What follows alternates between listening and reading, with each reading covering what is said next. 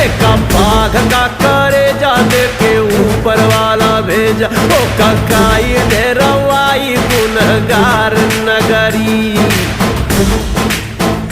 सारा जीवन दुख झेला, हरदम खतरे से खेला। जे सारा जीवन दुख झेला, हरदम खतरे से खेला। अब रोक के दिखाए अंगार नगरी। हो जे का बाघ का करे जा दे के